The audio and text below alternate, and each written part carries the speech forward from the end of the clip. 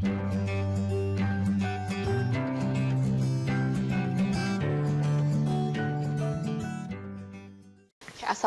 warahmatullahi wabarakatuh. Bertemu kembali dengan saya, Reza Rezdiana, dalam pembelajaran IPA kelas 7 mengenai sistem organisasi kehidupan. Nah, sistem organisasi kehidupan terdiri atas bagian yang pertama adalah sel. Nah, sel ini merupakan makhluk hidup yang merupakan unit struktural dan fungsional yang terkecil, di mana sel makhluk hidup ini akan terus membelah, kemudian melakukan diferensiasi dan spesiasi. Nah, diferensiasi artinya perkembangan sel menjadi bentuk yang khusus atau spesifik. Nah, spesifikasi adalah perkembangan sel menuju ke fungsi khusus. Sel berdiferensiasi dan spesiasi dalam jaringan dan organ-organ tubuh. Kemudian organ-organ akan membentuk suatu sistem organ yang akhirnya akan berkumpul sistem organ membentuk suatu organisme. Sehingga singkatnya sistem organisasi kehidupan itu terdiri dari sel, kemudian sel kumpulan dari sel yang sama itu akan membentuk jaringan, kemudian berbagai jaringan akan membentuk suatu organ.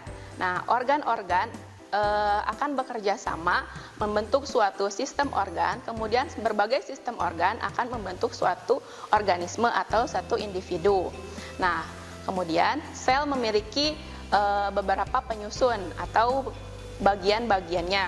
Nah, sel dikatakan sebagai unit struktural dan fungsional dari makhluk hidup. Sel tersusun atas membran sel, sitoplasma, dan organel-organel.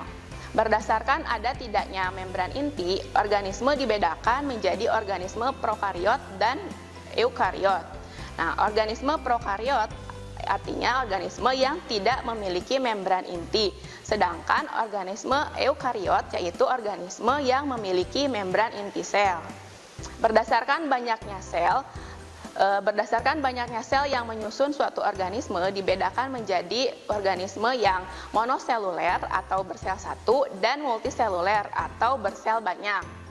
Nah, bentuk sel bervariasi, ada yang bulat, memanjang, segi 5, segi 6, segi banyak, pipih, dan berbulu. Nah, ukuran sel juga bervariasi dan umumnya berukuran sangat kecil atau mikroskopik. Nah, skala yang digunakan adalah mikron. Oke.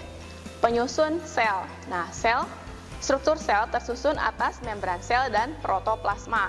Protoplasma terdiri atas cairan sel atau sitoplasma dan organel.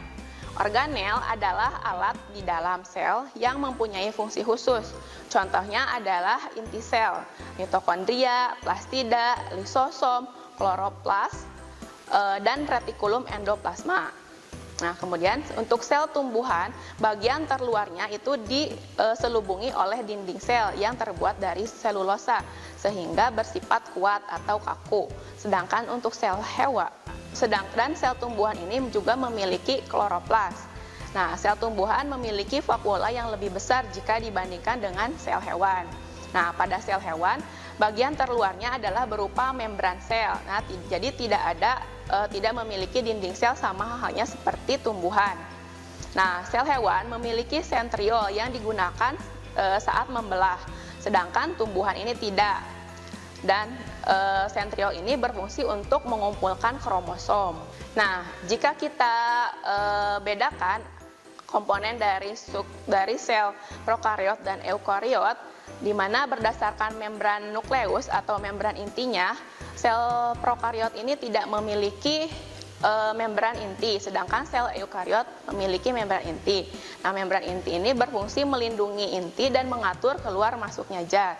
Kemudian, berdasarkan struktur endomembran yang berfungsi untuk membagi sel menjadi ruangan-ruangan kecil, sel prokariot tidak memiliki sistem endomembran, sedangkan sel eukariot memiliki sistem endomembran.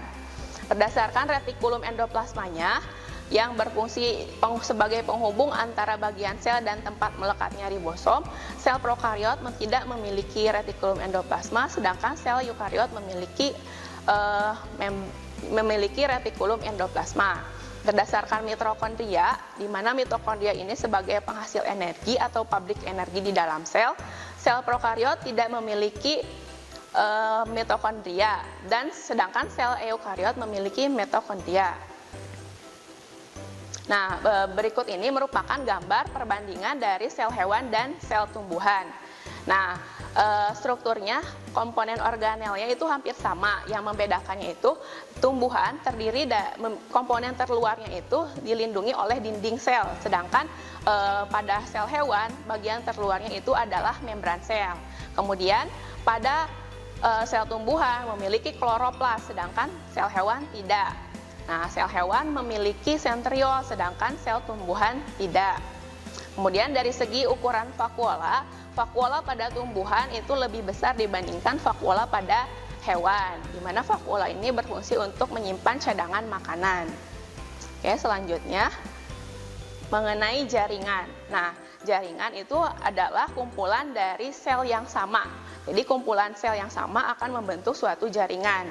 Jaringan tumbuhan dibedakan menjadi dua, yaitu jaringan meristem dan jaringan permanen. Jaringan meristem adalah jaringan embrional yang terdiri dari kumpulan sel muda yang terus membelah menghasilkan jaringan yang lain. Nah, hasil pembelahan jaringan meristem disebut jaringan permanen. Berdasarkan struktur dan fungsinya, jaringan permanen dibedakan menjadi jaringan penutup atau pelindung, yaitu jaringan epidermis dan gabus, jaringan pengisi, yaitu parenkim, jaringan penguat, yaitu kolenkim dan skelenkim, dan jaringan pengangkut, yaitu xilem dan floem. Nah, ini merupakan struktur dari sel daun atau dari jaringan daun. Nah, lapisan yang paling atas itu merupakan lapisan epidermis atau lapisan epidermis atas. Nah, di bawah jaringan epidermis adalah jaringan palisade atau bunga karang. Nah, jaringan palisade dan bunga karang ini dan jaringan bunga karang yang di bawahnya merupakan jaringan yang banyak mengandung klorofil, sehingga merupakan jaringan yang di dalamnya aktif melakukan fotosintesis. Kemudian ada jaringan xilem dan floem yang merupakan jaringan pengangkut. Nah, di bagian bawah ada stomata atau mulut daun, tempat keluar masuknya gas untuk pertukaran gas. Nah, di bagian bawah juga terdapat epidermis. Jadi epidermis itu bagian terluar yang ada di bagian atas dan ada di bagian bawah permukaan suatu jaringan tumbuhan. Nah, jaringan tumbuhan dan fungsinya. Nah, untuk yang pertama, jaringan epidermis. Jaringan epidermis ini merupakan jaringan yang fungsinya sebagai penutup atau pelindung jaringan yang ada di bawahnya. Sehingga jaringan epidermis ini merupakan jaringan yang terluar, bisa di bagian atas maupun di bagian bawah.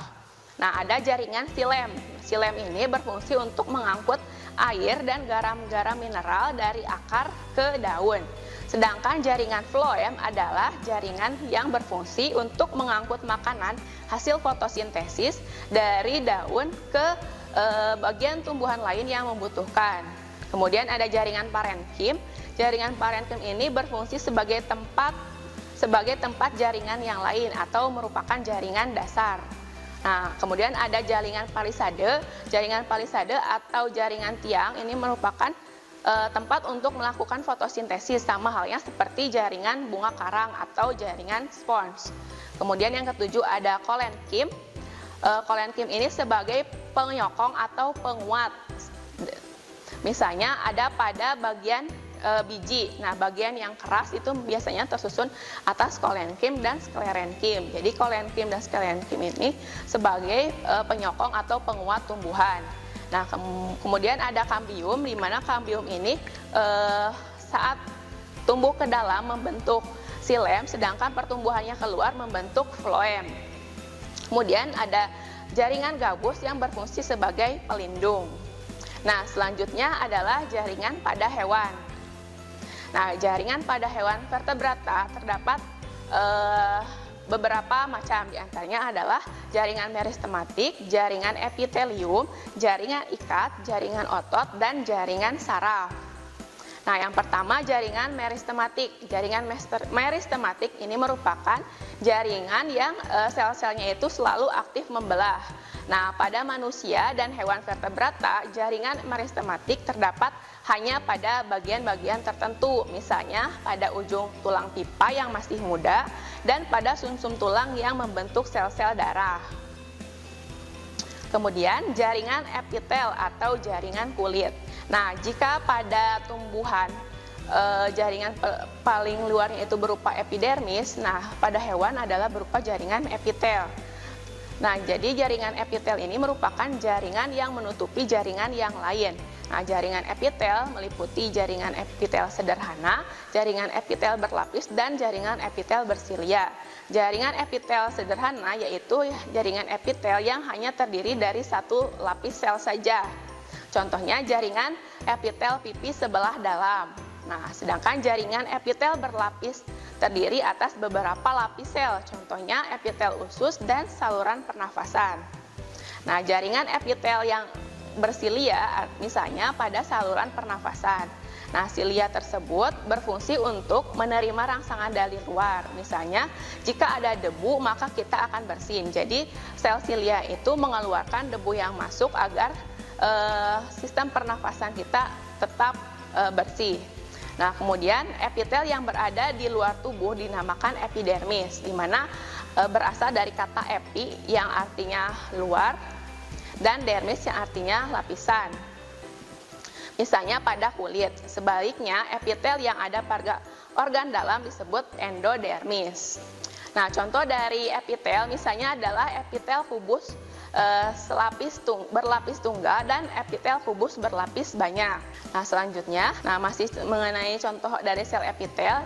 Nah, sel epitel silindris bersilia. Jadi pada bagian atas sel epitel silindris bersilia terdapat silia atau rambut halus rambut getar yang akan mendorong kotoran atau debu yang masuk misalnya pada rongga hidung agar tidak masuk ke saluran pernafasan.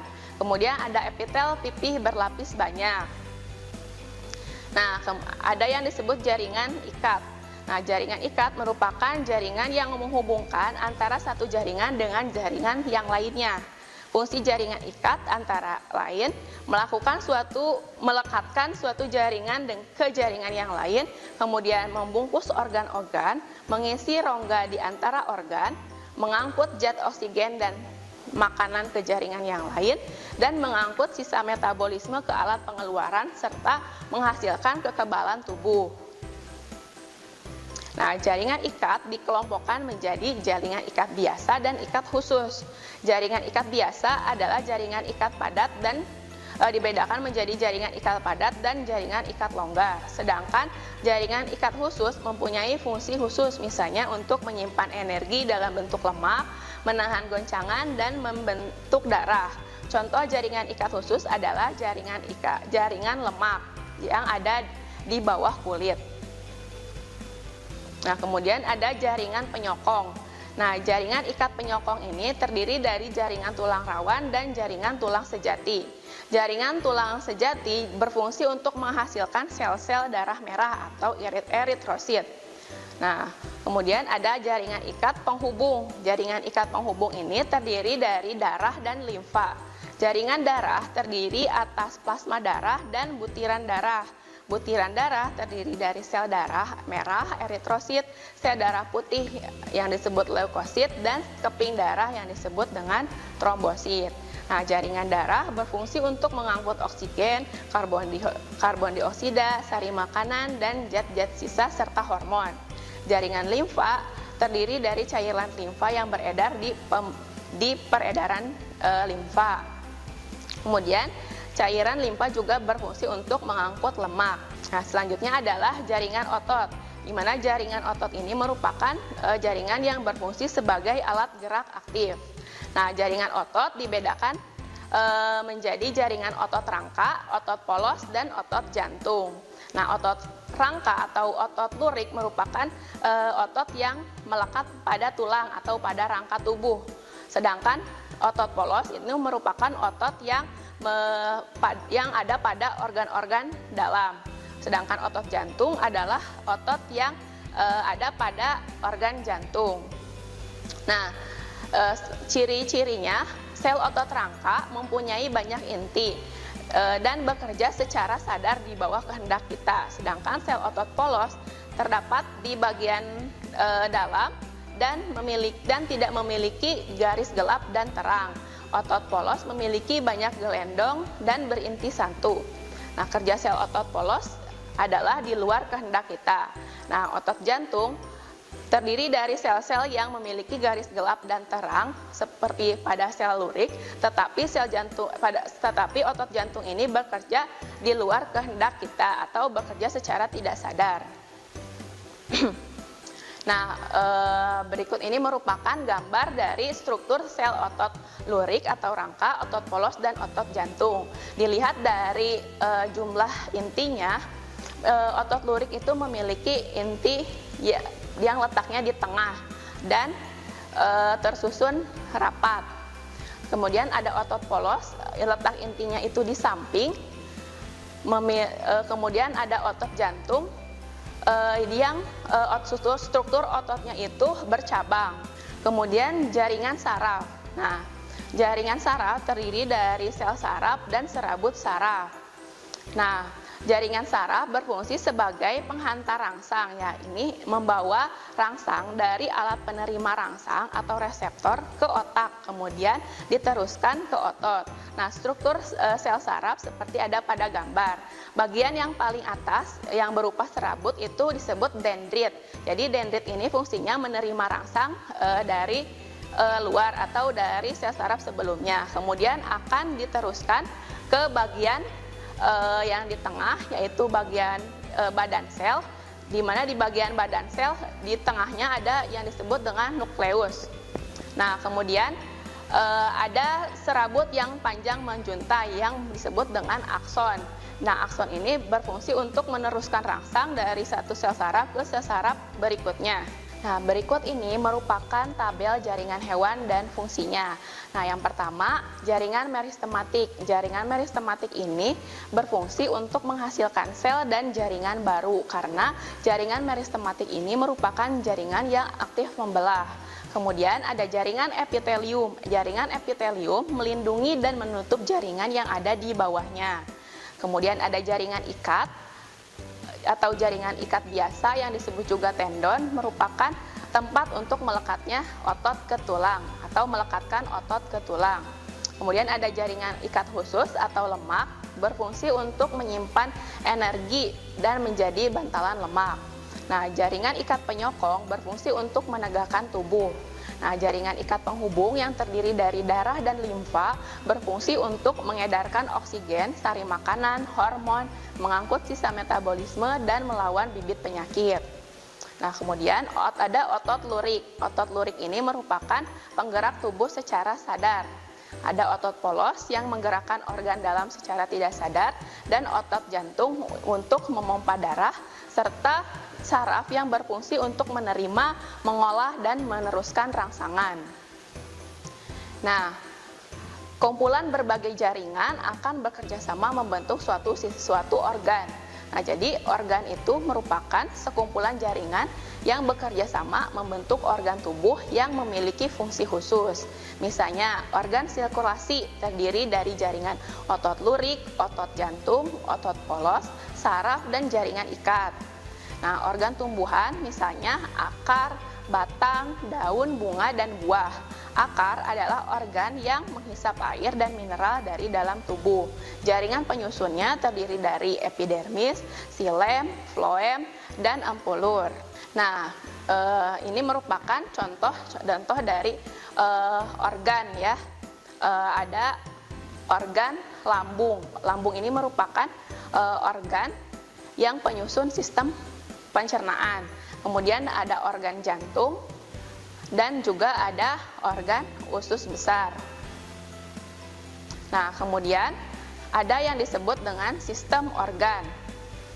Nah, jadi berbagai macam organ yang terangkai dan mempunyai sifat tertentu disebut sistem organ. Untuk menjalankan fungsinya, organ bekerja sama dengan organ yang lain.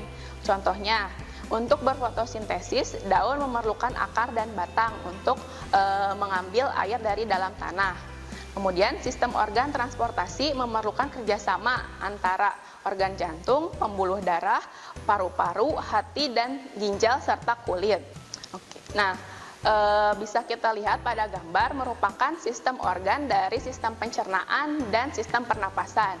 Sistem organ pencernaan terdiri dari mulut, di mana di dalam mulut itu terdapat gigi dan lidah, kemudian masuk ke kerongkongan, dari kerongkongan ada lambung, lambung ke usus halus, dari usus halus ke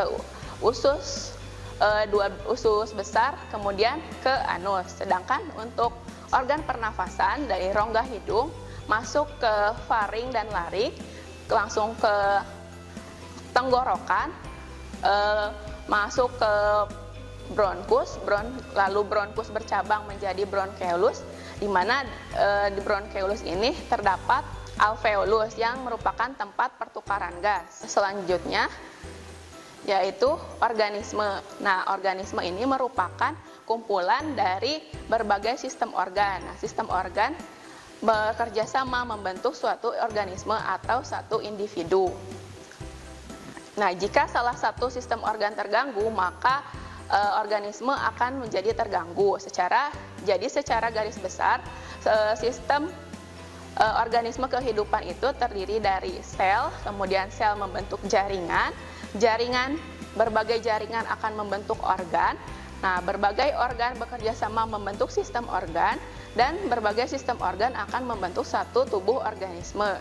Nah, demikian materi mengenai sistem organisasi kehidupan. Terima kasih atas perhatiannya. Wassalamualaikum warahmatullahi wabarakatuh. Kunjungi sosial media lainnya seperti website kami di pkbmalfata.com, Facebook PKB Malfata Manunjaya, Instagram PKB Malfata Official. Dan terima kasih telah klik video ini. Jangan lupa like, comment, share, dan subscribe untuk menunjukkan dukungan kamu terhadap channel ini. Enjoy the video PKB Malfata.